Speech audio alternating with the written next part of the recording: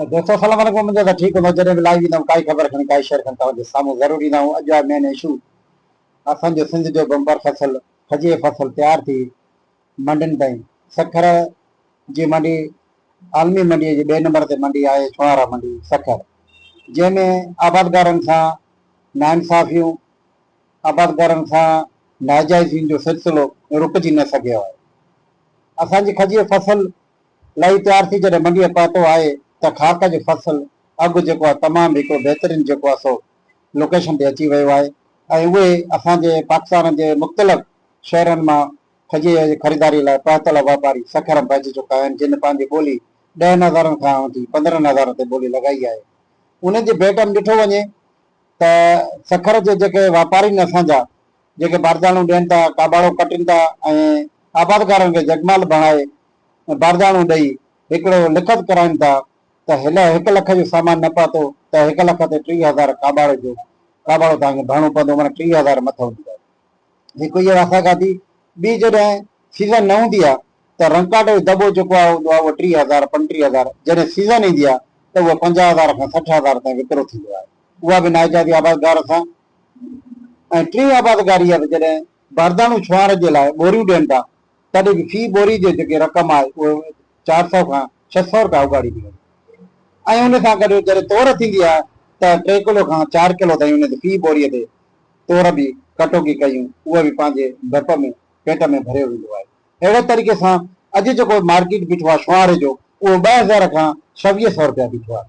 माना इहा बि हिकिड़ी नाइजाइज़ी, उहा बि आबादगार सां, उहा बि मिली भगत करे ख़रीदारी केरु था कनि, उहे ई दलाल था कनि, उहे ई हर शइ था कनि जिते मार्केट न आहे। छो त छुहारो ख़रीद कंदो आहे इंडिया जी रस्मनि में, इंडिया जे हर उन रस्म में उहो छुहारो इस्तेमालु थींदो आहे। ऐं उहा नाइजाइज़ी बि उहे ई था कनि, उहे ई दीवान, उहे ई वापारी, उहे ई ख़रीदार, उहे ई पैसा ॾींदड़, बारदाणो ॾींदड़, रंकाट ॾींदड़ ऐं उन्हनि जो ई काबाड़ो ऐं उनजो ई चेक। वरी जे चेक ॾींदा 5 लख जो पास कराइण जो त 2 महीननि खां पोइ अगरि उहो ई पास कराइबो, उन जा ई माण्हू वेठल आहिनि। 5 लख ते तक़रीबन 80-90,000 तंहिं महिल कटे ईंदा, माना लख रुपयो उहो कटे ईंदा। आख़िरकार ही मार्केट में जेके अंजुमन आहिनि, मार्केट जा जेके सदर आहिनि खजूर जा, उहे आख़िरकार इहे नाइजाइज़ियूं ग़रीब अवाम सां घटाइण बजाए वधाइण छो था।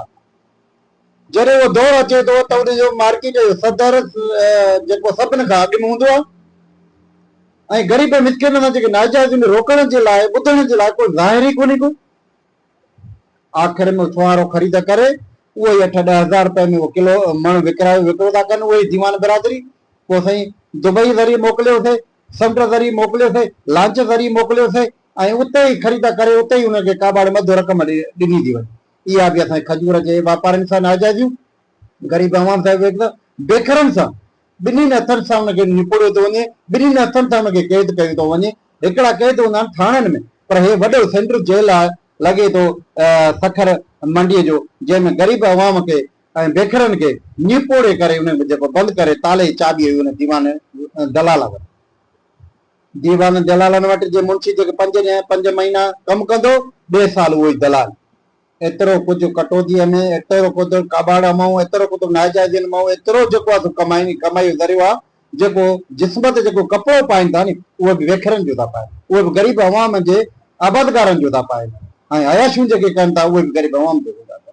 वेल में उहो ई ग़रीब खजूर ठीके में खणंदो, उन में छांगाई कराईंदो, उन में नड़ विझराईंदो, उनखे दवा हणंदो, उनखे लमक कराईंदो, उहो ई मार्केट में वाढी कराईंदो, उहो ई जेको आहे मज़ूर ईंदो, बाक़ी वञी ग़रीब मिसकिन खे निपोड़े सिपोड़े बाबा हेतो जा वञी हे पैसा बचा। अॼु हिकिड़े ईमानदार हिकिड़ो ग़रीब बेखर जेको आहे रोई हिकिड़ी दान ॾींहं ते हिकिड़ी नाइजाइज़ी ॾिसो केॾियूं फी खची जेको आहे 2200 खां 2500 रुपया ख़र्च खाए ऐं हिन जो मण उहो ई 2,000 खां 16,000 1800 2,000 रुपया। इहा आहे हिकिड़ी बेखर सां आबादगार सां नाइजाइज़ी। हीअ असांजो खजूर अंजुमन जो ताजरान जो जेको नाइजाइज़ी सखर आलमी मंडी जेका ईअं सम्झो 2 नंबर दुनिया जी मार्केट में अचे थी। हिकिड़े पासे खजूर, ॿिए पासे छुहारे जेको वापारु थिए थो। एतिरियूं नाइजाइज़ी बंदि कई वञनि ग़रीब मिसकिननि सां। आख़िरकार नोटिस केरु वठंदो? आख़िरकार हिन ते अमल केरु कराईंदो? लॻे थो त हिकिड़े पासे महांगाई तरफ़ तूफ़ान, ॿिए पासे जेको आहे दीवाननि जी नाइजाइज़ियूं। सभु सखर मंडीअ जे वापारियुनि जे जेको आहे दलालनि जी नाइजाइज़ियूं, उहे बि बेखरनि सां, वापारियुनि सां ऐं आबाद करण सां आख़िरकार केसि ताईं हलंदो, कॾहिं रुके थी। वाइस अप्रैल यूट्यूब चैनल खे वाइस अप्रैल पेज खे लाइक कयो दोस्तनि जी वॾी महिरबानी। अस्सलाम वालेकुम।